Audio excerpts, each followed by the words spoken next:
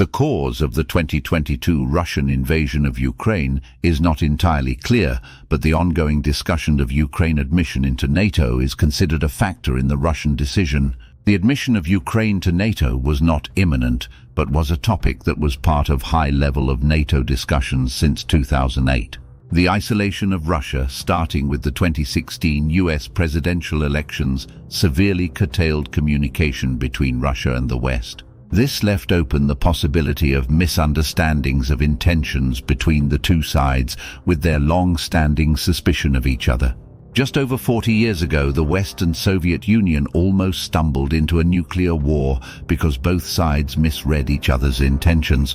The narrow avoidance of nuclear war and its lessons have apparently been lost on current world leaders. NATO conducted a command post exercise annually called Able Archer. Able Archer was an exercise to practice procedures for launching a retaliatory nuclear strike in response to a Warsaw Pact invasion. Warsaw Pact was not used but was called the Orange Team.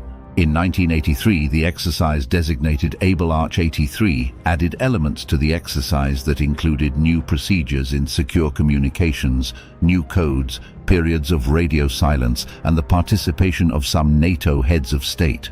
The exercise started on November 7, 1983, and ended on November 11th.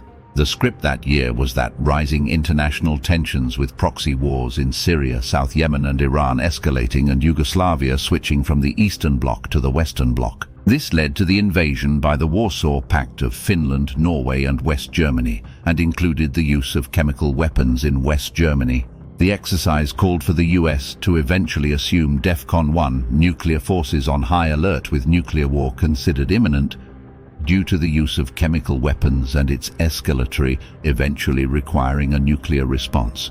This was the goal of the exercise, to manage the escalation from conventional to nuclear war and the procedures to launch a nuclear strike. NATO had announced the exercise well in advance, and it was not the first time that the exercise had been conducted. However, 1983 was a particularly tense year in the Cold War.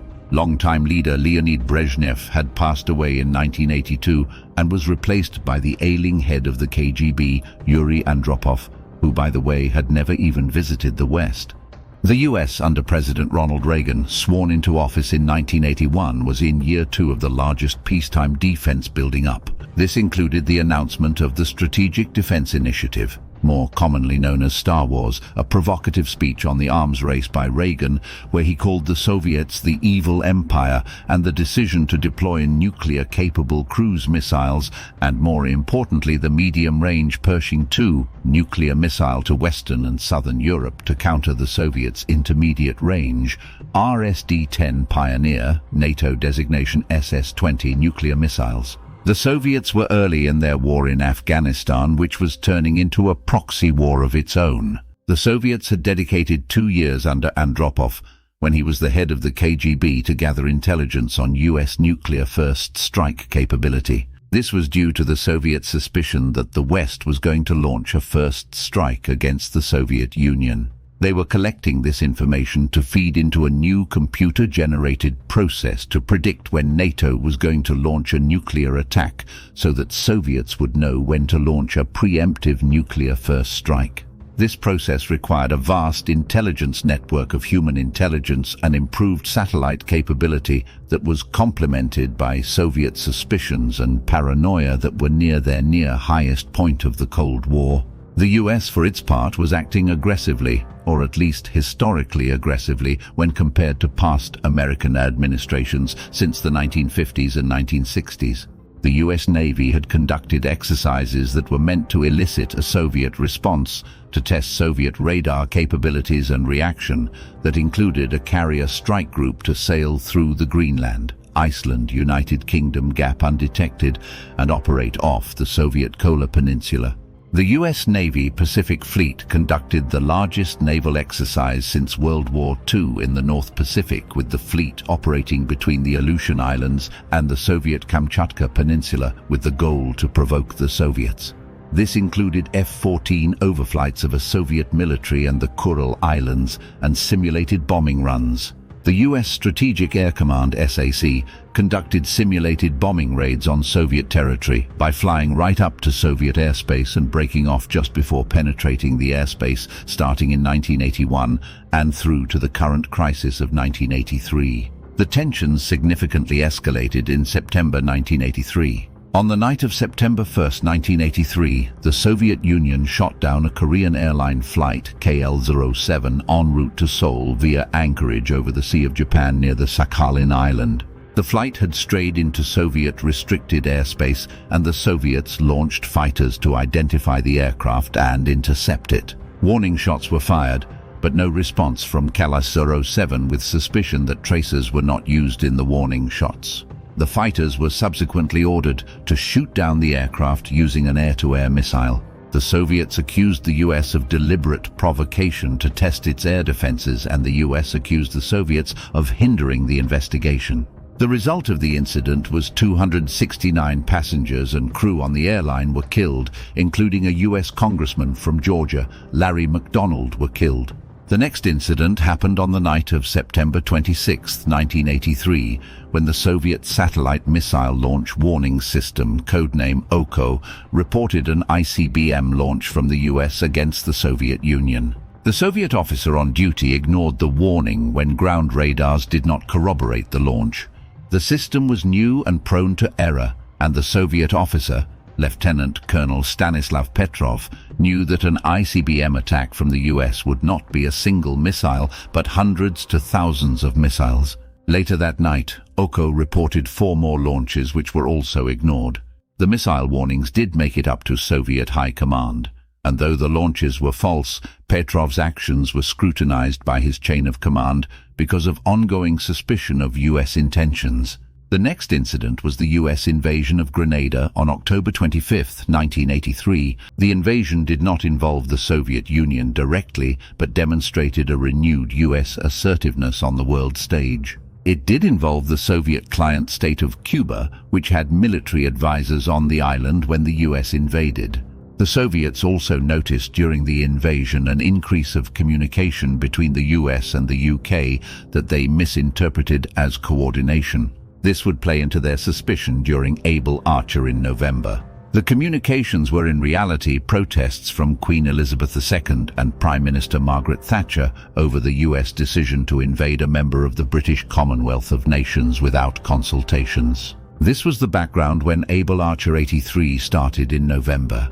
The exercise was an annual exercise, but the Soviets, becoming weary of NATO intentions, had speculated that a nuclear first strike on the Soviet Union from the West could be camouflaged as an exercise. KGB observers reported that they witnessed nuclear weapons being loaded onto NATO aircraft at the start of the exercise, which would not be part of a command post exercise. This set into motion a Soviet alert that led preparations for a nuclear response, including putting forces in Eastern Europe and the Western Soviet Union on standby to launch an attack. The response included loading nuclear weapons onto bombers and the deployment of mobile long-range missiles to their launch locations. The Soviet leadership, taking fragment and possibly misinterpreted data from the field and the new nature of the communication of Able Archer 83, which included new ciphers, more communication between the US and UK, played right into Soviet paranoia about the West's intentions. Most of the leaders of the Soviet Union were elderly veterans of World War II and were trained to have suspicion about the West after having been invaded twice since 1914. The ratcheted tensions of 1983 played into their worst Soviet fears as Able Archer started, or was it an intentional escalation? Yuri Andropov was a Soviet hardliner, and he may have used this exercise to justify the arms race with the West and to match the defense spending of the US. This is still an alternate theory over the idea of the Soviets close to launching a nuclear attack on NATO. The US, for its part, were aware of the Soviet nuclear activities during Able Archer, but proceeded with the exercise as planned. The US attitude was that Soviet threats and paranoia were not going to deter the US and NATO from conducting readiness exercises. The US did modify the exercise by not allowing President Reagan, Vice President George H.W. Bush, and Secretary of Defense Caspar Weinberger to participate because it was too provocative and risky based on the determination of the National Security Council. The US, after the exercise in late 1983, started receiving indications that the Soviets' preparations were a real response to Able Archer, and that the exercise did put NATO and the Warsaw Pact very close to an unintended nuclear war. This shocked President Reagan, who wrote into his diary that he surprised that the Soviets were so suspicious of the West that they believed the US would launch an unprovoked first strike against the Soviet Union. This realization did lead to a reduction in rhetoric and provocations in the following year. Able Archer 83 brought the world closer to nuclear war at any time since the Cuban Missile Crisis of 1962. The chance of a preemptive nuclear strike by the Soviets against the West, whether real fear or a manufactured act by Yuri Andropov, demonstrated that by the end of 1983, suspicions by the Soviets had put the world on a nuclear hair trigger. Despite the rhetoric coming from the West and Russia, the crisis in the Ukraine is not as dangerous of a time as the fall of 1983. The one part that is the same is that neither the West nor Russia have learned, or maybe just forgotten, the lessons of 1962 or 1983, when misreading the other side's intent could lead to unnecessary international tension and risk wider wars.